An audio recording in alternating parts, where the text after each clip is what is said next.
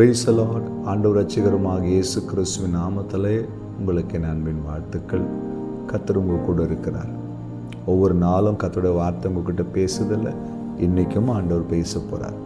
ஒரு வசனத்தை வாசித்து நம்ம ஜெபம் பண்ணுவோமா? நீதிமொழிகள் 3ஆம் அதிகாரம் 27ஆம் வசனம். நன்மை செய்யும்படி உனக்கு திராணி இருக்கும் பொழுது அதை செய்யத்தக்கவர்களுக்கு செய்யாமல் இராதே. நன்மை செய்வதற்கு திராணியை கர்த்தர் கொடுக்கும் பொழுது நன்மையை எதிர்பார்த்து காத்திருக்கிறவர்களுக்கு அதை செய்யாமல் இராதே. ஆண்டவர் ஆபிரகாமை எப்படி ஆசீர்வதித்தார் தெரியுமா? உன்னை ஆசீர்வதிக்கவே ஆசீர்வதிப்பேன். எப்பயுமே ஆண்டவர் நம்மை ஆசீர்வதிப்பதற்கான ஒரு நோக்கம் நாம் மட்டும் ஆசீர்வாதமாக இருப்பதற்காக இல்லை. தேவ பிள்ளைகளை, கர்த்தர் நம்மை கொண்டு அநேகரை ஆசீர்வதிக்க, போஷிக்க, பராமரிக்க விரும்புகிறார். எலியாவை ஒரு ஏழை விதவையை கொண்டு கர்த்தர் பராமரித்தார். ஆண்டவர் உங்களுக்கு நன்மை செய்கிறதுக்கான திராணியை கொடுத்துருக்குறாங்க, உங்களை ஆசீர்வதிச்சிருக்கிறாங்க. ஒருவேளை நீங்கள் கடந்து வந்த நாட்களில் ரொம்ப கஷ்டப்பட்டு இருக்கலாம். ஆனால் இன்றைக்கி உங்களை கர்த்தர் ஆசீர்வதிச்சு நல்ல ஒரு உயர்ந்த நிலைமையிலே ஆசீர்வதிக்கப்பட்ட பிள்ளைகளாக இருக்கலாம். இந்த நிலைமையில் நம்ம எப்படி இருக்கணுமா? அந்த திராணியை கொடுத்த தேவனுக்கு முன்பாய், நமக்கு முன்பாய் நிற்கிற மனிதர்களுக்கு, அந்த நன்மையை பெற்றுக்கொள்ள தகுதியாக இருக்கிறவர்களுக்கு நன்மை செய்யுங்கன்னு பைபிள் சொல்லுது. ஆண்டவராக இயேசு குறித்து வேதம் சொல்லுகிறது. அப்போஸ்தலர்ல வாசிக்கிறவர் நன்மை செய்கிறவராய் சுற்றி தெரிந்தார். ஆண்டவர் அவரை தேடி வந்த அத்தனை பேருக்கு நன்மை செய்கிறவராக இருந்தார். என் அன்பு தெய்வ பிள்ளையை, கர்த்தர் நம்மை ஆசீர்வதித்திருக்கிறார், உயர்த்திருக்கிறார், மேன்மைப்படுத்திருக்கிறார். ஆனால் நம்முடைய உள்ளத்தில் மற்றவர்களுக்காக செய்கிற அந்த எண்ணம் வருவதில்லை. அப்படிப்பட்ட எண்ணத்தை ஆவியானவர் உருவாக்கும் பொழுது அதற்கு நாம் கீழ்ப்படிய வேண்டும். ஒரு நன்மை செய்கிறதுக்கான ஒரு சந்தர்ப்பம் நமக்கு வாய்க்கும் பொழுது, அதை செய்வதற்கான திராணி நமக்கு இருக்கும்போது உடனே அந்த நன்மையை செய்து விட வேண்டும். கர்த்தர் எனக்கு ஒரு எளிய ஊழியத்தை கொடுத்திருக்கிறார். சில குடும்பங்கள் உள்ள ஒரு சபை, ஆனால் நிச்சயமாக ஒரு நாள் இந்த ஊழியத்தை ஆசீர்வதிப்பார்.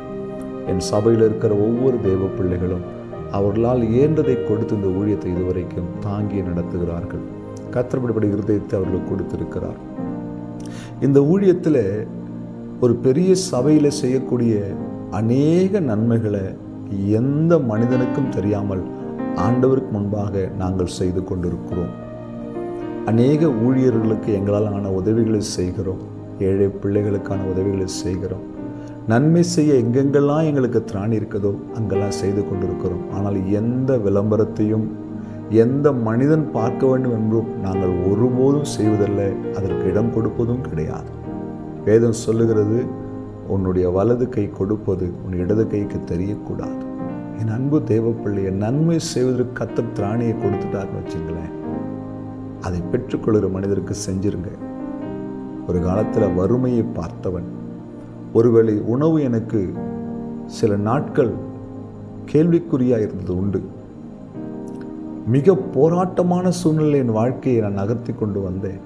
ஆனால் இன்றைக்கு கர்த்தர் என்னை ஆசீர்வதித்திருக்கிறார், உயர்த்தி இருக்கிறார். என்னால் முடிந்த வரைக்கும் என்னை தேடி வருகிற மனிதர்களுக்கு நன்மை செய்வதற்கு கர்த்தர் என்னை ஆசீர்வதித்திருக்கிறார். ஆகையால் தான் கர்த்தர் கொடுத்த இந்த ஊழியம் ஆசீர்வதிக்கப்பட்டிருக்கிறது. இதில் இருக்கிற விசுவாசிகள் ஆசீர்வதிக்கப்படுறாங்க. என்னுடைய பிள்ளைகளை கர்த்தர் ஆசீர்வதித்திருக்கிறார். கர்த்தர் என்னை எல்லா இடத்திலும் மேன்மைப்படுத்தியிருக்கிறார். ஒரே ஒரு காரணம் என்ன தெரியுமா? நன்மை செய்ய உங்களுக்கு திராணி இருக்குதா? கொடுக்க முடியுதா? கொடுங்க. ஆலோசனை கொடுக்க முடியுதா? கொடுங்க. உடல் உழைப்பை கொடுக்க முடியுமா? கொடுங்க. ஆறுதல் படுத்த முடியுமா? படுத்துங்க. ஏதோ ஒரு காரியம் உங்களுக்கு நன்மை செய்ய திராணியை கர்த்தர் கொடுத்தது உண்மைன்னா அதை செய்ய தகுந்தவர்களுக்கு செஞ்சிருங்க. காலம் தாழ்த்தாதீங்க. ஒரு உதவி செய்யணும்னு முடிவு பண்ணிட்டீங்கன்னா உடனே செஞ்சிருங்க. கர்த்தர் உங்களை ஆசீர்வதிப்பார். கொடுக்கிற ஒவ்வொரு பிள்ளைகளையும் கர்த்தர் ஆசீர்வதிப்பார். உதவுகிற ஒவ்வொரு பிள்ளைகளையும் கர்த்தர் ஆசீர்வதிப்பார். இந்த சிறியனில் ஒருவனுக்கு எதை செய்தீர்களோ அதை எனக்கே செய்தீர்கள் ஆண்டவர் சொல்றார். உங்களை சுற்றி எவ்வளோ காரியங்களை கர்த்தர் வைத்திருக்கிறார். ஆவியானவர் உங்கள் உள்ளத்திலேயே ஒரு காரியங்களுக்கு இடம் கொடுங்கள். அப்படி கொடுக்கும்போது கர்த்தர் உங்களை ஆசீர்வதிக்கிறவராக இருக்கிறார். ஆரம்பிக்கலாமா? எங்களை நேசிக்கிற நல்ல தகப்பனே, நன்மை செய்ய திராணியாக இருக்கும்பொழுது அதை செய்ய தகுந்தவர்களுக்கு செய்ய எனக்கு உதவி செய்யும். அப்படிப்பட்ட இருதயத்தை ஒவ்வொரு பிள்ளைகளுக்கும் தருவீராக. ஆசீர்வதியும் இயேசுவின் நாமத்தில் பிதாவே, ஆமென். ஹல்லேலூயா. God bless you.